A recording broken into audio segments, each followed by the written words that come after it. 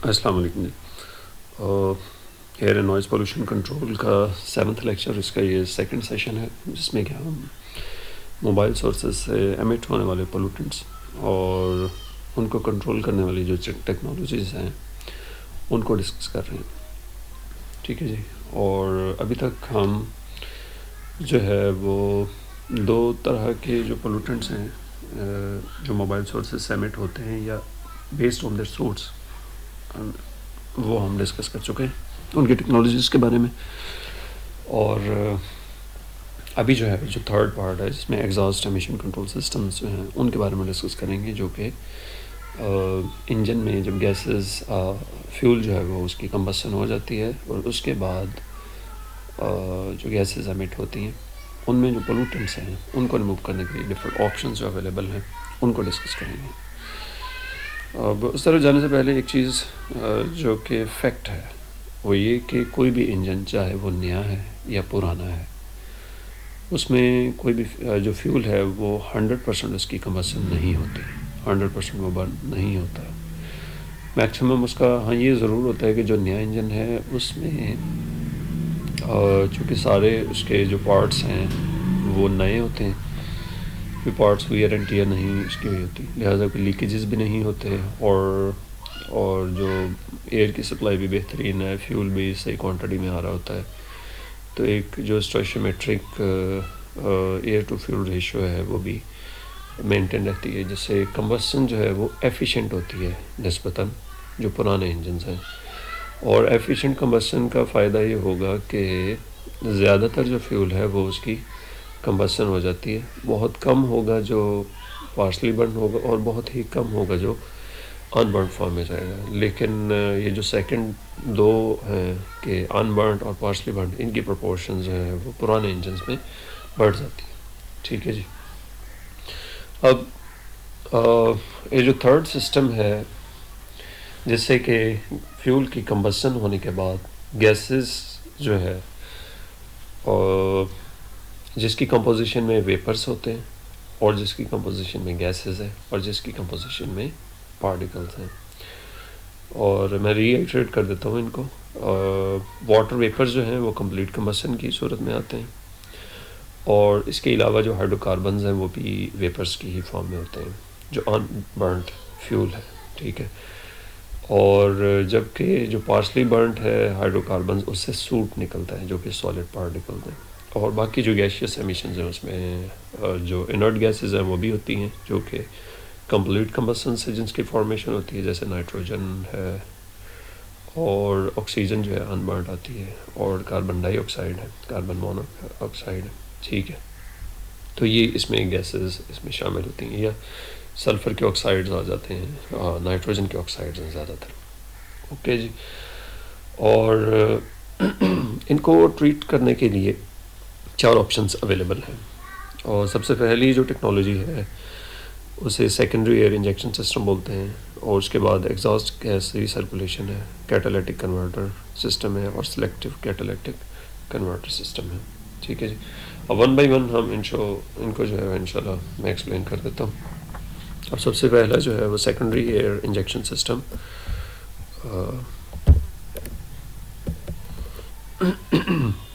Secondary air injection system जो है वो 2 पोल्यूटेंट्स को कंट्रोल करता है। एक तो हाइड्रोकार्बन्स हैं और दूसरा कार्बन मोनोऑक्साइड है। कार्बन मोनोऑक्साइड जो है वो एमिट होती है पार्शियल कंबसन की वजह से। जब फ्यूल पार्शली कंबस्ट होगा या बर्न होगा तो उससे न सिर्फ जो सॉलिड पार्टिकल्स हैं वो सूट की फॉर्म में निकलते हैं, जबकि जो गैसेस की फॉर्म में वो कार्बन मोनोऑक्साइड है, जबकि जो अनबर्न फ्यूल है उससे हाइड्रोकार्बन्स निकलते हैं।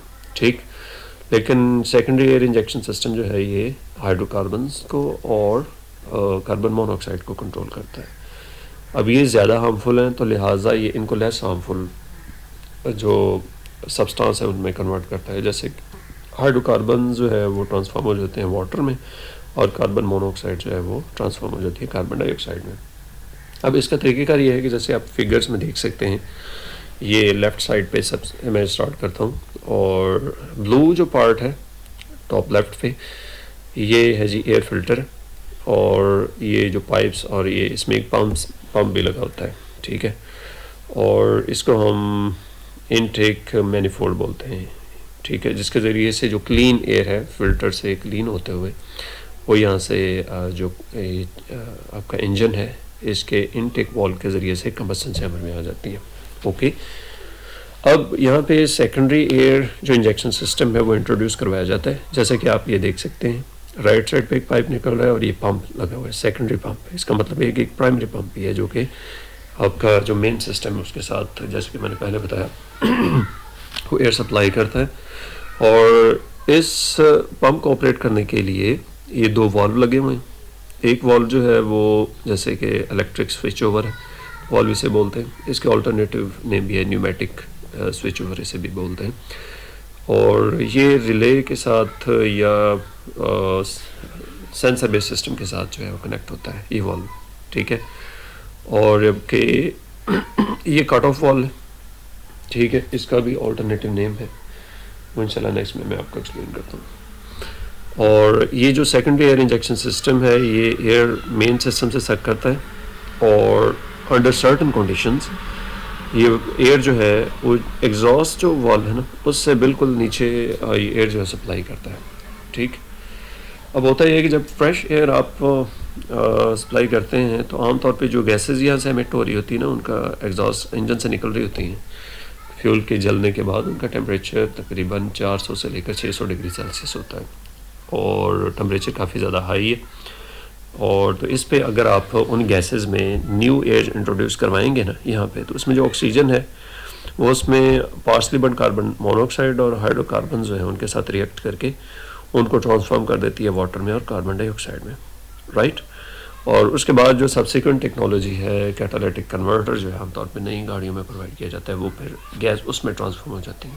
ओके, तो ये उसकी लोकेशन मैंने आपको बताई है और उसकी जो कंपोजिशन है वो मैंने आपको बताई कि उसमें एक सेकेंडरी पंप एडिशनल प्रोवाइड किया होता है और उसके बाद दो वाल्व हैं।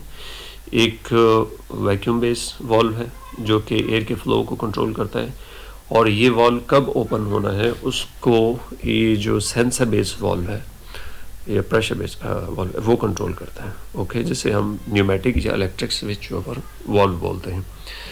अब इसमें एडिशनल मैंने आपको ये बताया कि ये एक सर्टन कंडीशंस में जो है वो ऑपरेट करता है। ऐसा नहीं है कि जैसे आपने इंजन स्टार्ट किया है सेकेंडरी एयर सर्कुलेशन जो है वो स्टार्ट हो जाता है, नहीं, बल्कि ऐसे नहीं है, बल्कि इसकी एक स्पेसिफिक कंडीशन है जब आप सेकेंडरी एयर सर्कुलेशन सिस्टम को यूज़ कर सकते हैं और या sorry secondary air injection system को यूज़ कर सकते हैं। और वो ये है कि जब इंजन अभी आपने स्टार्ट किया है, जिसे हम कोल्ड स्टार्ट कंडीशन बोलते हैं, तो उस सूरत में आप जो है वो इस सिस्टम को यूज़ कर सकते हैं।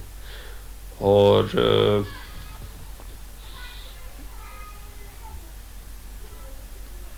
इसकी फर्दर आगे दो टाइप्स हैं, ठीक है, और दो टाइप्स में एक पैसिव सिस्टम है और दूसरा है जी एक्टिव सिस्टम।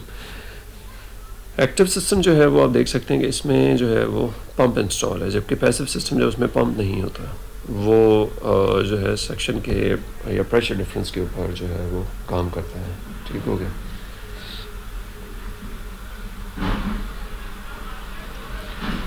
और आमतौर पे ये है कि जैसे इंजन स्टार्ट होगा तो अब चूँकि वो कोल्ड कंडीशन होती है, कोल्ड स्टार्ट कंडीशन, और आप देखें कि किसी इंजन में मैक्सिमम जो पोल्यूटेंट्स एमिट होते हैं उनका तकरीबन 80% जो है वो कोल्ड स्टार्ट ड्यूरेशन में एमिट हो जाता है। और उसकी वजह यह है कि वहाँ पे फ्यूल रिच कंडीशन होती है और एयर कम होती है और फ्यूल बहुत ज़्यादा होता है, या फिर एयर जो है वो ज़्यादा होती है, फ्यूल बहुत कम होता है। तो इसकी वजह से जो कम्बशन का प्रोसेस, और तीसरा ये कि जो टेम्परेचर है वो इनसफिशेंट होता है, जिससे कि बहुत सारे जो पोल्यूटेंट्स हैं जिसमें हाइड्रोकार्बन्स की तादाद बहुत ज़्यादा है, और दूसरा पार्शल टेम्परेचर नामुकम्मल होने की वजह से या ऑक्सीजन कम होने की वजह से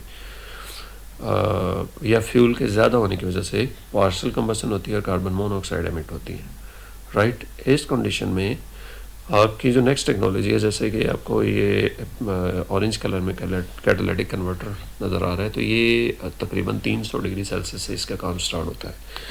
इसको काम करने के लिए 300 डिग्री सेल्सियस चाहिए, जबकि उससे कम टेम्परेचर पे ये काम नहीं करता। तो वहाँ पे हम सेकेंडरी एयर इंजेक्शन सिस्टम जो है इंट्रोड्यूस करते हैं। ओके।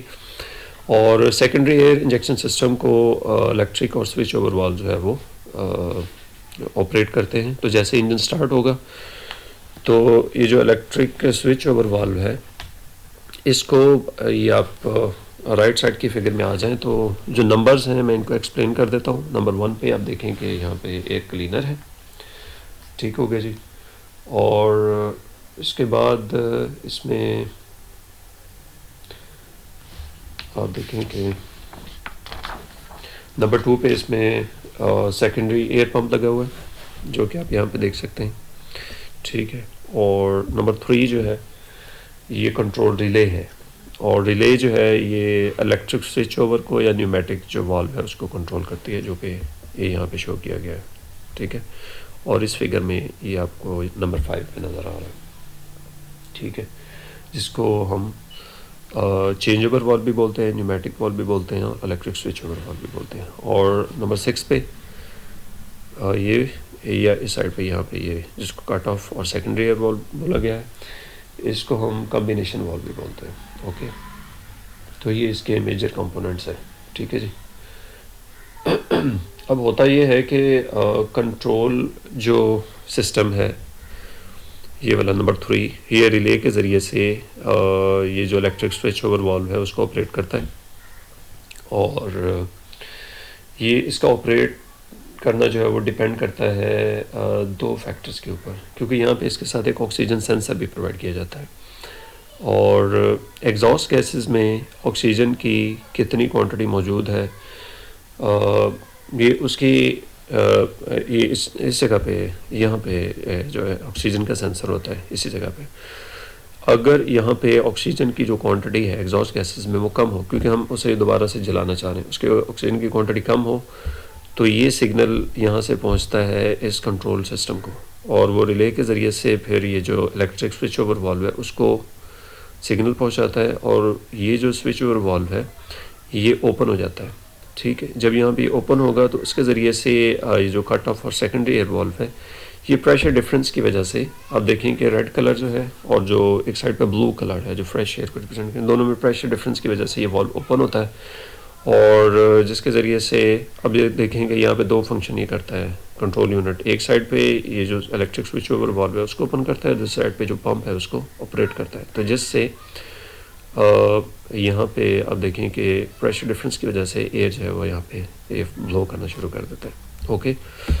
और जैसे ही टेम्परेचर जो है वो 300 डिग्री सेल्सियस तक पहुँचता है तो अगेन इसको सिग्नल पहुँचता है दूसरी साइड पे, और ये सिस्टम जो है इसको बंद कर देता है, ओके जी।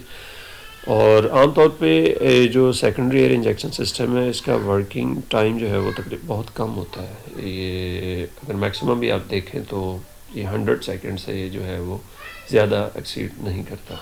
तो 100 सेकंड के अंदर अंदर जो है ये जो सेकेंडरी एयर इंजेक्शन सिस्टम है ये ना सिर्फ जो एग्जॉस्ट गैसेस हैं उनमें हाइड्रोकार्बन्स और कार्बन मोनोऑक्साइड को कम कर देता है, बल्कि नेक्स्ट जो कंट्रोल टेक्नोलॉजी है कैटालिटिक कन्वर्टर उसके लिए जो रिक्वायर्ड टेम्परेचर है वो भी 100 सेकंड्स में जो है वो राइज कर जाता है, ठीक है। अब इसके साथ जो नेक्स्ट टेक्नोलॉजी है उनको हम एग्जॉस्ट गैस रिसर्कुलेशन सिस्टम बोलते हैं।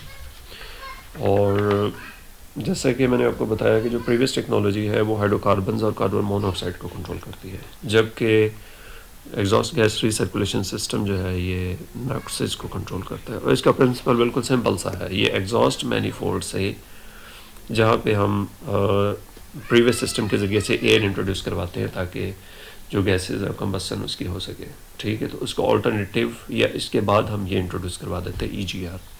अब EGR जितनी भी एग्जॉस्ट गैसेज आ रही होती है ना उसका कुछ पार्ट जो कि 6 से 13% बनता है उनको ये रिसर्कुलेट करवा के और इनटेक मैनिफोल्ड में ले जाता है दोबारा से। मींस कि यहाँ से गैसेज जो एमिट हो रही हैं वो दोबारा से जाती हैं इंजन के अंदर, कंबस्शन चैम्बर के अंदर वो चली जाती हैं, ठीक हो गया। अब कंबस्शन चैम्बर में जब गैसेस वो जाएंगी तो उसके दो फ़ायदे होते हैं, ठीक हो गया।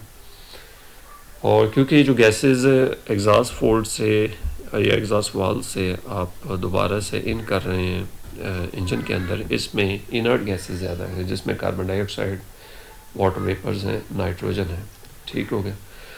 और जिसका फ़ायदा ये होता है कि कंबसन चैम्बर के अंदर जो पीक टेम्परेचर है यहाँ पे वो कम हो जाता है। और हमें पता है कि नॉक्सिस की फॉर्मेशन का जो सिंगल रिक्वायरमेंट है वो है जी हाई टेम्परेचर या पीक टेम्परेचर। और जब ये टेम्परेचर 1300 प्लस होगा या एग्जैक्टली स्पीकिंग 1340 डिग्री सेल्सियस तक पहुंचेगा तो नॉक्सिस की फॉर्मेशन होती है। लेकिन इनर्ट गैसेस की ज़्यादती की वजह से या कॉन्सेंट्रेशन ज़्यादा होने की वजह से जो कि हम रीसर्कुलेट करवा रहे थे एग्जॉस्ट मैनिफोल्ड से दोबारा से कंबसन चैम्बर में, तो उससे वो टेम्परेचर कम हो जाता है। दूसरा इसका ये फ़ायदा होता है कि जो कंबसन का प्रोसेस है वो स्लो हो जाता है। अब इन दो वजूहत की बिना पे जो टेम्परेचर है वो कम हो जाएगा। टेम्परेचर कम होगा तो नॉक्सिस की फॉर्मेशन कम होगी। कितना कम हो सकती है? आप देखें कि अगर आप टेम्परेचर जो है कंबसन चैम्बर के अंदर 16% कम होगा, ठीक हो गया, तो उससे 85% तक नॉक्सिस की फॉर्मेशन वो कम हो जाती है। ओके, तो आप देख सकते हैं कि कितने इफ़ेक्टिव जो है ये हो सकता है, राइट। लेकिन इसका एक दूसरा आप कह सकते हैं कि नेगेटिव पॉइंट है, चूँकि ये कंबसन के प्रोसेस की जो स्पीड है उसको कम करता है, तो उससे इंजन की जो पावर है वो अफेक्ट होती है, राइट। लिहाजा ये इस सिस्टम का ईजीआर का जो यूज़ है वो लिमिटेड हो जाता है। और जैसे कि आप देख सकते हैं कि ये सिर्फ 48 किलोमीटर पर आवर से लेकर 112 किलोमीटर पर आवर्स तक जब गाड़ी रन कर रही हो तब यूज़ कर सकते हैं। 48 से कम पे भी नहीं यूज़ कर सकते और 112 से भी ज़्यादा यूज़ नहीं कर सकते, ठीक है। और उसकी वजह यह कि इंजन जो है दोनों एक्सट्रीम केसेस में 48 से कम और 112 से ज़्यादा प्रॉपरली वर्क नहीं करेगा, वाइब्रेशन स्टार्ट हो जाएगी, ठीक है जी। और इसके अलावा आप जिन कंडीशंस में ईजीआर सिस्टम यूज़ नहीं कर सकते वो एक आइडलिंग की कंडीशन है कि इंजन रन कर रहा है लेकिन गाड़ी खड़ी हुई है, ठीक है। और चूँकि वो 48 किलोमीटर आवर से कम है ज़ीरो, तो इसलिए हम नहीं यूज़ करेंगे। इसके अलावा हाई स्पीड का मैं बता चुका हूँ, 112 से ज़्यादा नहीं कर सकते। गाड़ी ओवरलोड हो तब भी यूज़ नहीं कर सकते, और डिसलेशन की सूरत में भी मींस कि आप जो एक्सेलरेटर है उसे पाँव हमने हटाया है और गाड़ी अब स्लो हो रही है तब भी ईजीआर जो है वो यूज़ नहीं कर सकते, ठीक हो गया। अब ईजीआर जो है वो इंजन के जो एफिशिएंसी के पैरामीटर्स हैं उनको अफेक्ट करता है, और देखते हैं कि उसका इफ़ेक्ट कैसा है। एक सबसे पहले है जी बीपी। बीपी रिप्रेजेंट करता है ब्रेक पावर को, और ब्रेक पावर वो एक्चुअल पावर है या नेट पावर है जो क्रैंक शाफ्ट के ऊपर रोटेशन की फॉर्म में अवेलेबल होती है। मींस के कंबसन होती है कंबसन चैम्बर में, और वो जो ब्लास्ट होता है वो पिस्टन को डाउनवर्ड पुश करता है। पिस्टन की जो डाउनवर्ड मूवमेंट है वो उसी पावर को कनेक्टिंग रॉड के ज़रिए से रोटेशनल मोशन में ट्रांसफॉर्म कर देती है, और वो रोटेशनल मोशन कहाँ पे सेव होती है? क्रैंक शाफ्ट में। अब ये जो पावर की फॉर्म में रोटेशन वहाँ पे अवेलेबल है इसको हम ब्रेक पावर बोलते हैं। इसी तरह से जो फ्यूल है ये जो ईजीआर है ये एसएफसी को भी अफेक्ट करता है। एसएफसी है जी specific fuel consumption. Specific fuel consumption actual में जो फ्यूल आप यूज़ कर रहे हैं गाड़ी में उसकी एफिशिएंसी को रिप्रेजेंट करता है, ठीक हो गया, कि आप जो है वो कितने यूनिट जो है वो फ्यूल यूज़ करके और उससे कितने यूनिट आपको पावर मिलती है क्रैंक शाफ्ट के ऊपर, ब्रेक पावर कितनी मिलती है। ओके, तो इसकी जो रेशियो है मतलब rate of fuel consumption divided by power produced, इसको हम स्पेसिफिक फ्यूल कंजम्पशन बोलते हैं। और थर्ड जो है ये नॉक्सिस के एमिशंस को भी ईजीआर अफेक्ट करता है। और अगर हम ग्राफ्स को आप देखें इन फिगर्स को, तो हॉरिजॉन्टल एक्सिस जो है ये लेफ़्ट साइड पे मिनिमम वैल्यू को रिप्रेजेंट कर रहा है और राइट साइड पे मैक्सिमम वैल्यू। तो इसका मतलब यह है कि हॉरिजॉन्टली अगर हम लेफ़्ट से राइट मूव करें तो जो एग्जॉस्ट गैसेस की रिसाइकलिंग की जो क्वांटिटी है वो राइज कर रही है। ओके, और जैसे मैंने आपको बताया कि 6 to 13% तक जो है गैसेस रिसर्कुलेट की जाती हैं, और ये यहाँ तक उनकी परसेंटेज जो है वो शो की गई है। और वर्टिकल एक्सिस पे हर पैरामीटर की वैल्यूज़ हैं, जो कि मिनिमम वैल्यूज़ है बॉटम पे और टॉप पे जो है वो मैक्सिमम वैल्यू को रिप्रेजेंट कर रहा है। अब आप देखें कि जैसे जैसे जो रिसर्कुलेशन गैसेस की क्वांटिटी बढ़ रही है टूवर्ड्स राइट, नॉक्सिस के एमिशन जो है वो कम होना शुरू हो गए और ये ख़ास पॉइंट पे जाके आगे फिर ये यूनिफॉर्म हो जाता है। ओके, जबकि जो स्पेसिफिक फ्यूल कंजम्पशन है वो बढ़ती है और ब्रेक पावर भी बढ़ती है। अब इसका तो मैंने आपको एक्सप्लेन कर दिया था कि नॉक्सिस क्यों कम होते हैं, ये टेम्परेचर कम होने की वजह से, ठीक है। और टेम्परेचर कम होगा कंबसन चैम्बर में तो उससे नॉक्सिस जो है उसकी फॉर्मेशन कम हो जाती है। इनके टेम्परेचर जब 1300 तक पहुंचेगा ही नहीं तो इसकी फॉर्मेशन नहीं होगी। अब स्पेसिफिक फ्यूल कंजम्पशन और ब्रेक पावर का ताल्लुक है कंबसन जो प्रोसेस है या जो बर्निंग है उसकी स्पीड के ऊपर। अब चूँकि जो गैसेस हम रिसर्कुलेट करते हैं वो कंबसन के प्रोसेस की स्पीड कम कर देती है, तो जिसकी वजह से जो फ्यूल है वो पार्शली कम्बस्टेबल होगा, ठीक है, फुली कम्बस्ट नहीं करेगा। तो इसलिए जो फ्यूल की सेम पावर प्रोड्यूस करने के लिए आपको पहले से ज़्यादा फ्यूल की क्वांटिटी चाहिए। ओके, और इसी तरह से जो है वो जो ब्रेक पावर है वो भी कम हो रही है with increase in quantity of exhaust gases. Okay जी, तो यहाँ से आप ये भी देख सकते हैं कि जब हम exhaust gas recirculation system use करते हैं तो उससे अनबर्न्ड हाइड्रोकार्बन जो है वो यकीनन बढ़ेंगे, क्योंकि फ्यूल की एफिशिएंसी जो है फ्यूल स्पेसिफिक जो कंजम्पशन बढ़ जाती है, ठीक है। फ्यूल स्पेसिफिक कंजम्पशन जो वो बढ़ रही है तो इसका मतलब ये हुआ कि सेम पावर प्रोड्यूस करने के लिए आपको ज़्यादा फ्यूल चाहिए, राइट। और इट मीन्स कि जो पहला फ्यूल है वो कहाँ जा रहा है, तो कहीं ना कहीं तो प्रॉब्लम है, या तो वो पार्शली बर्न्ड हो रहा है टेम्परेचर कम होने की वजह से, या अनबर्न्ड फॉर्म में जा रहा है। तो इट मीन्स कि ईजीआर के यूज़ करने से नॉक्सिस तो कम होते हैं लेकिन हाइड्रोकार्बन्स और कार्बन मोनोऑक्साइड की कॉन्सेंट्रेशन जो है वो फिर एग्जॉस्ट गैसेस में बढ़ जाती है। लिहाजा जहाँ पे आप ईजीआर यूज़ करेंगे तो इसका मतलब है कि आपको जो प्रीवियस सिस्टम है सेकेंडरी एयर इंजेक्शन सिस्टम वो भी इंट्रोड्यूस करवाना होगा। ओके, इसी तरह से जो थर्ड और वेल एक्सेप्टेड या वेल इस्टेब्लिश्ड टेक्नोलॉजी है उसे हम कैटालिटिक कन्वर्टर बोलते हैं, ठीक है। कैटालिटिक इसलिए कि इसमें हम कैटलिस्ट यूज़ करते हैं और कैटलिस्ट जो है वो जो केमिकल रिएक्शंस का प्रोसेस है उसको स्पीड अप कर देते हैं।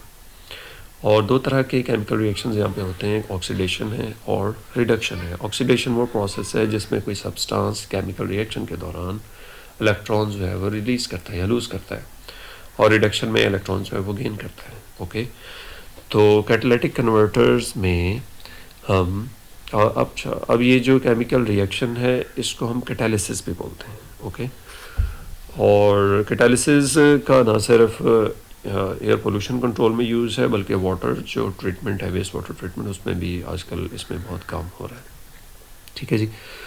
कमिंग टू द पॉइंट, तीन जो कैटालिस्ट है वो यूज़ किए जाते हैं, प्लाटिनम है, रोडियम है और प्लेडियम है। ये तीन कैटालिस्ट जो है वो यूज़ किए जाते हैं और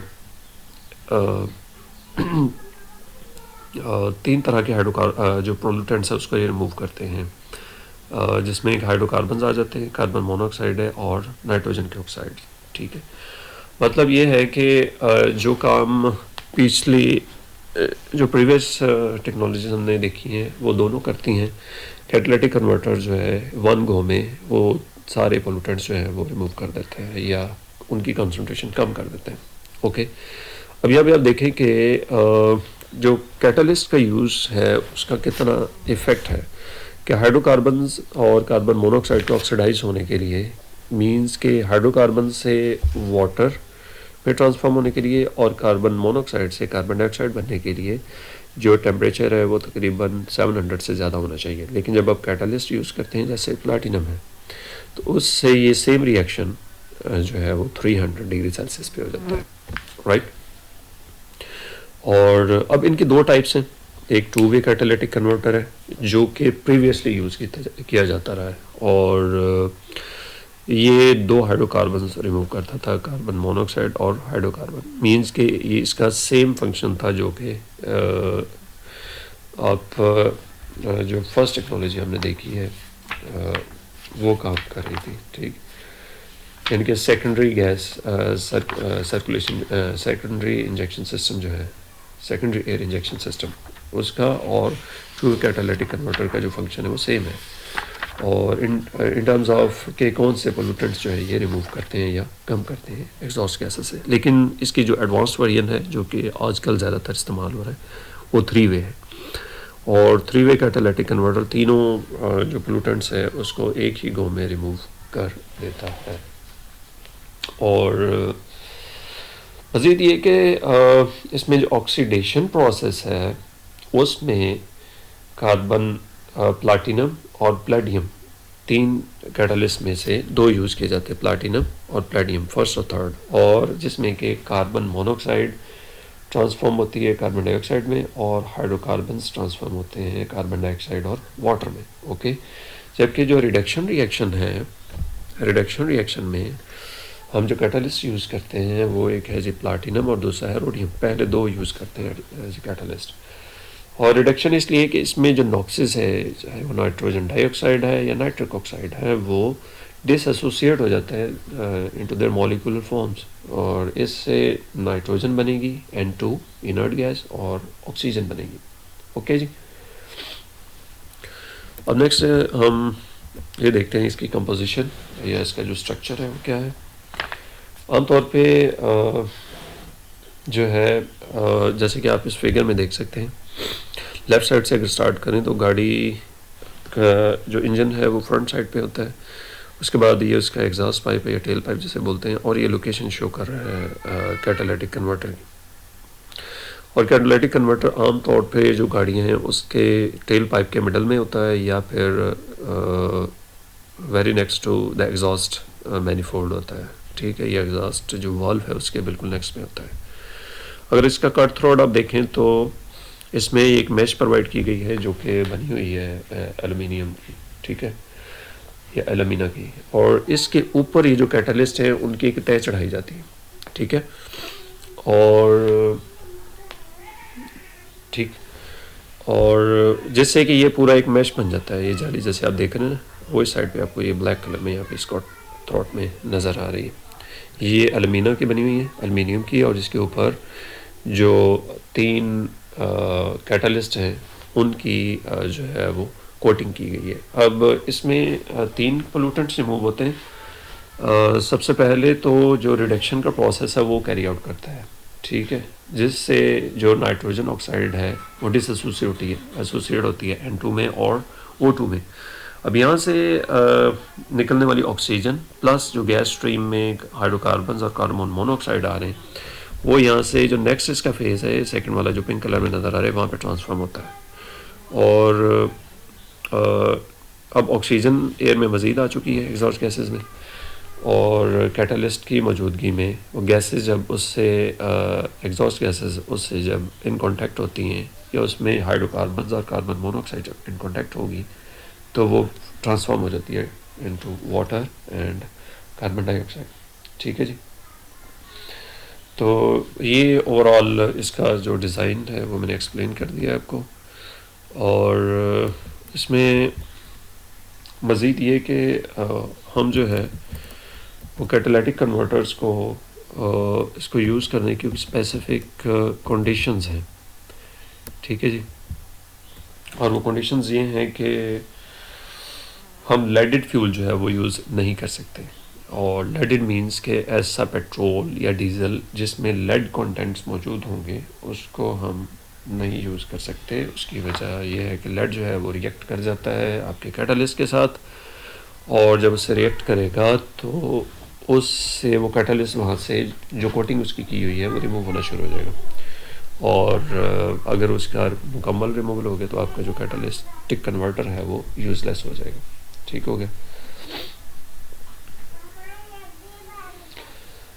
और फिर उसके बाद ये है कि रॉ फ्यूल जो है वो यानी कि अनबर्न्ड जो हाइड्रोकार्बन्स हैं वो इसमें जो है हम इंजेक्ट नहीं कर सकते।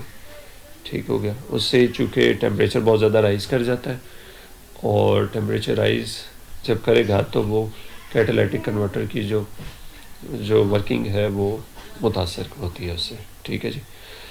और क्योंकि हाई टेम्परेचर के ऊपर भी इसकी जो एफिशिएंसी है वो कम हो जाती है। और जैसे कि तकरीबन 1100 डिग्री जो केल्विन है उससे टेम्परेचर राइज नहीं करना चाहिए। ठीक हो गया। अदरवाइज़ इसका ये जो मैश है एलुमिनियम की जो बनी हुई है वो मेल्ट कर जाती है। ठीक हो गया। दूसरा ये कि आइडलिंग जो टाइम है वो आपका 10 मिनट से ज़्यादा नहीं होना चाहिए उस जिस गाड़ी में कैटालिटिक कन्वर्टर यूज़ किया गया होगा। ठीक हो गया। और इसके अलावा जो स्पार्क प्लग यानी कि गैसोलीन वाली गाड़ियाँ हैं उसमें स्पार्क प्लग जो मिस फायर करता है वो भी प्रॉब्लम नहीं होनी चाहिए, अगर आप चाह रहे हैं कि आपके जो कैटालिटिक कन्वर्टर हैं वो प्रॉपरली काम करते रहें। ठीक है जी। और ये 3 वे जो है ये मैं साथ में एक्सप्लेन कर चुका हूँ। ठीक है जी। नेक्स्ट है जी, और जो सेकंड लास्ट टेक्नोलॉजी है वो सिलेक्टिव, या इसी की जो इम्प्रूव्ड वर्जन है वो सिलेक्टिव कैटालिटिक रिडक्शन सिस्टम है। और सिलेक्टिव कैटालिटिक रिडक्शन सिस्टम जो है इसमें हम